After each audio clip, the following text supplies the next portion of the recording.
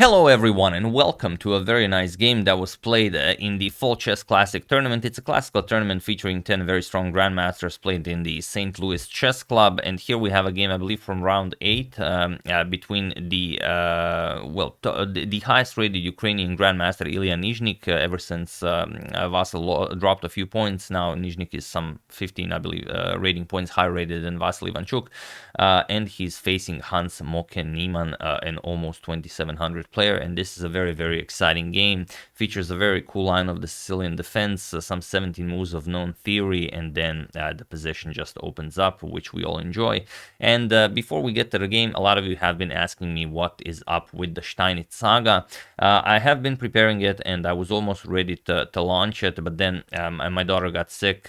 She was sick for about a month, and I just didn't find the time to continue preparing the saga. I don't want to rush it because once I start with the Steinitz Saga, I want to have at least one video for the Steinitz Saga, ready for every day, maybe even 2 videos. So I will see if I will be able to pull it off.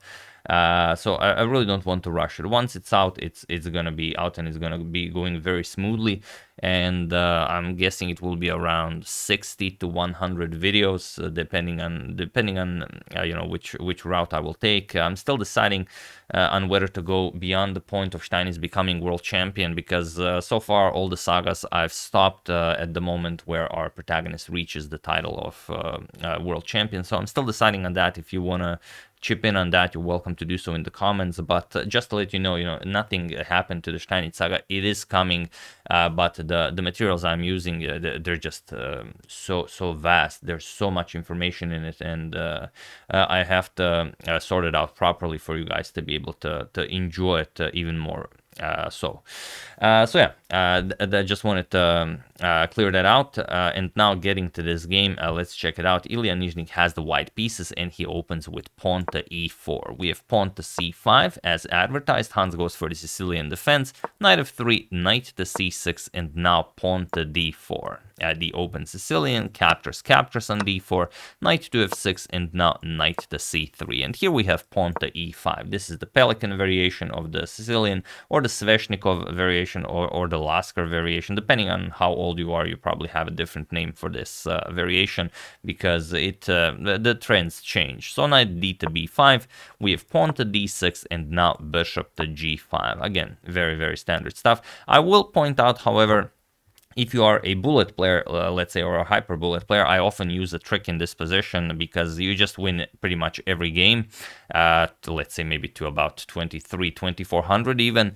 You can try this very sneaky bishop to e3 move. It's not a good move because it's very easily countered. Black will play a6 because it is the strongest move in the position. You want to get rid of this knight, but now you don't touch the knight, you just play knight to d5. And very often your opponents will just play a captures on b6, and now a captures on b5, and now they can resign. Bishop to b6 attacks the queen, and black really doesn't have a move here. If you play queen d7, just knight to c7 check, king e7, you pick up the rook, and you are completely winning.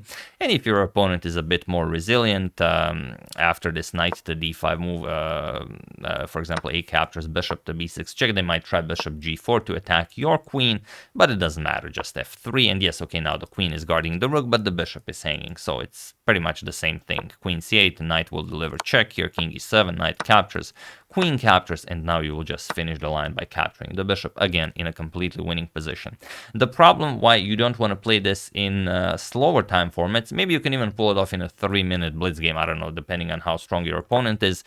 Point is that after this a6 move, knight to d5, black can just play knight captures on d5, and in bullet it will probably work because your opponent will see that after e captures on d5, his knight on c6 will also be hanging, so he might try something else. He might pick up the knight on b5, but if your opponent really wants to refute this, they will just capture, and after pawn captures, they will capture on b5. You will capture on c6, they will capture here, and black just has a massive center here that black will enjoy for the rest of the game. Let's say c3 d5, and black has all the control. This will be very hard to play with white, so it's fun if you want to win some quick rating points, and if you play the Sicilian, if your opponent goes for the Pelikan variation, you can try it. I mean, Okay, but these are very strong players. They go for the main lines, bishop to g5. They don't just blunder games like this. Pawn to a6, knight to a3, and now pawn to b5. We have knight to d5 and bishop to e7. So again, all standard theory, nothing new here. Bishop captures, and now the two main moves here, c3 and c4. Yeah, you can play c4, it's perfectly fine. Then black advances the pawn to b4, but c3 is considered more solid. You just stop b4 and you clear the c2 square for your knight. Then the knight comes to e3, controls d5, controls f5. This is very good for white.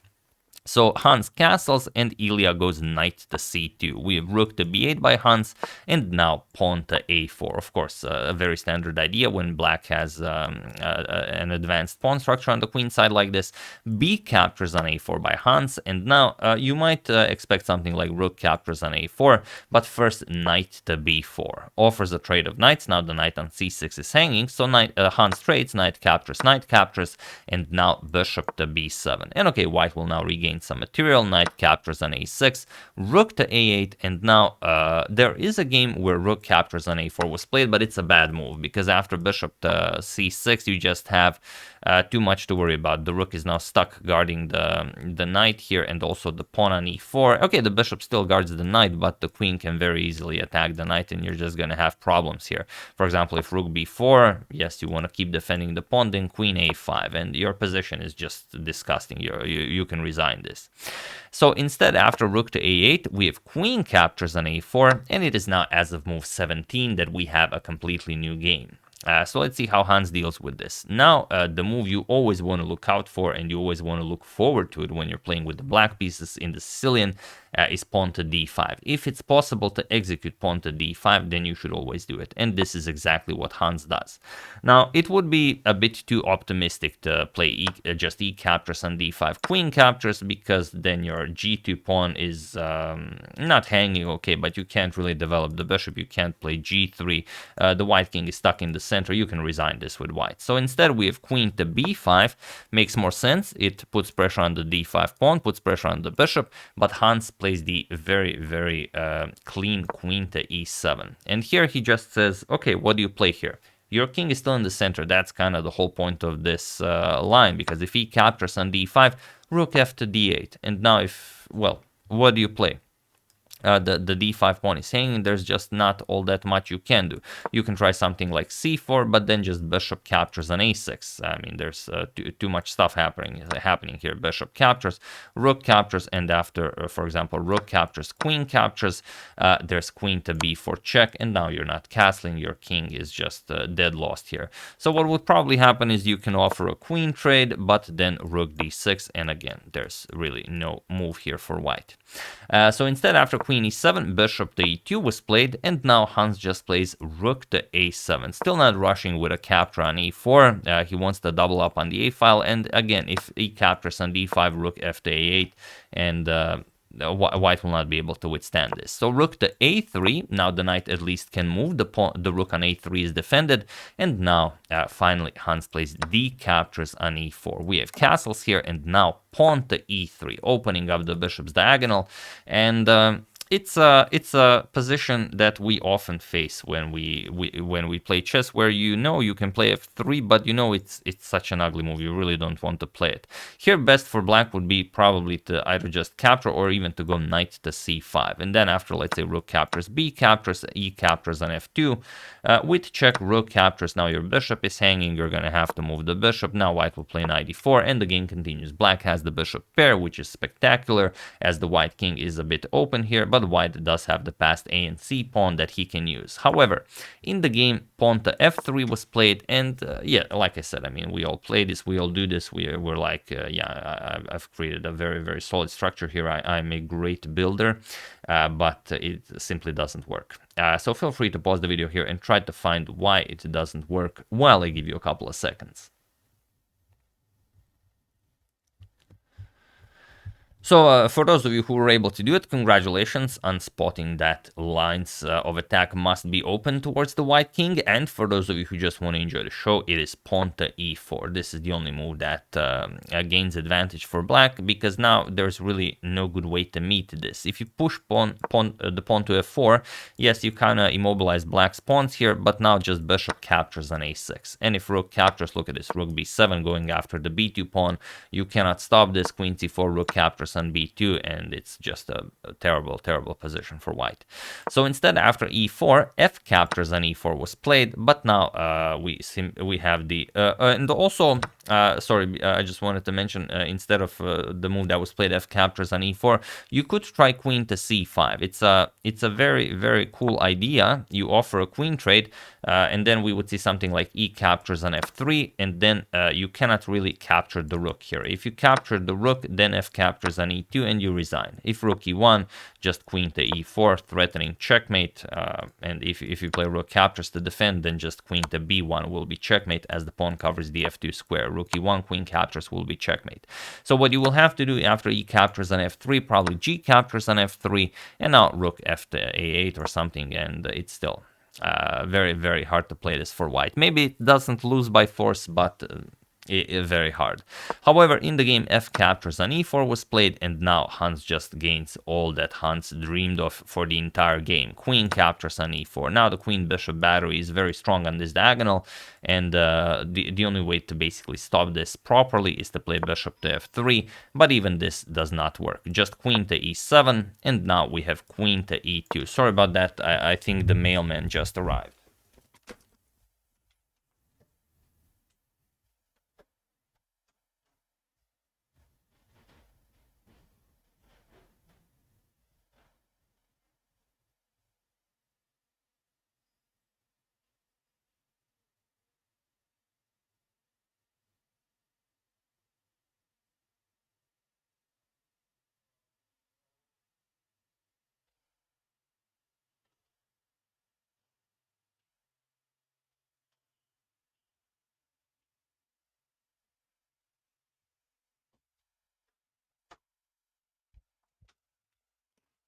Yes, indeed, it was the mailman. It's like they know when I'm recording.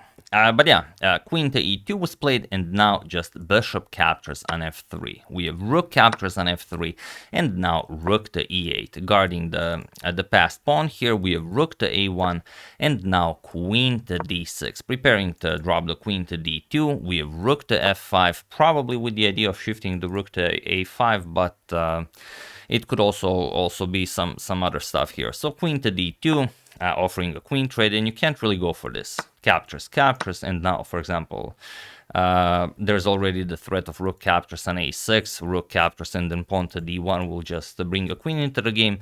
And if rook f to f1, just rook rook e to a8 attacks the knight, and that's all there is.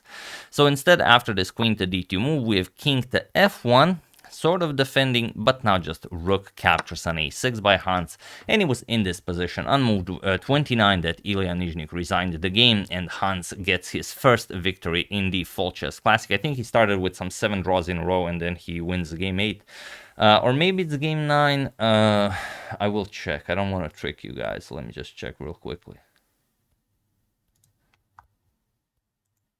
Yeah, this is round 8. So 7 draws, and then he wins a game in round 8. And here he resigned because if you capture the rook, for example, rook captures on a6, then you no longer control the back rank, and then just queen c1 check, the f2 square is still covered, queen e1, e2 with check, king f2, and now queen to e3 will be checkmate. And if you don't do this, if you play queen captures on a6, then e2 with check, king to g1, and e1 brings another queen into the game, rook captures on e1, and now rook captures on e1 with check, rook to f1, rook captures on f1, king captures on f1, and now queen to c1 with check, just to avoid any back rank issues and snatch a pawn while you're at it. With tempo, king f2, queen captures on b2 check, let's say king f1, and now you can even play the boring queen b8 just to stop checkmate, put a queen here, defend the bishop, play g6, play king g7, and you win the game. So yeah, of course, Illya knows this. After rook captures on a6, he resigned, and a very nice victory for Hans Moke Niemann, who is again on the live rating list, a 2700 player. He's in fact 2700.00. So we'll see if he continues the upward trend, or will he drop back to 690 something. We'll see how it goes. So yeah, that's the game. Hope you guys enjoyed it. Very, very nicely done by Hans. It was quite an enjoyable game because I really like this line, the Sveshnikov or the Lasker or the Pelikan. I've some 15 years ago I studied some theory on it with White because one of my friends who was incredibly strong, he was like 2250 at that time in classical rating. He played this line with Black, and I always got bashed with it, so I had to really know the lines if I wanted to survive against him in blitz games, because we used to play like 100 blitz games per sitting. So you know, this line definitely brings back some very good memories. But yeah, that's the game. Hope you guys enjoyed it. The line that I've shown, only use it in maybe bullet and hyper bullet, or if your opponent isn't too high rated, maybe even in a 3-minute blitz game. But don't try it any you know, higher than that.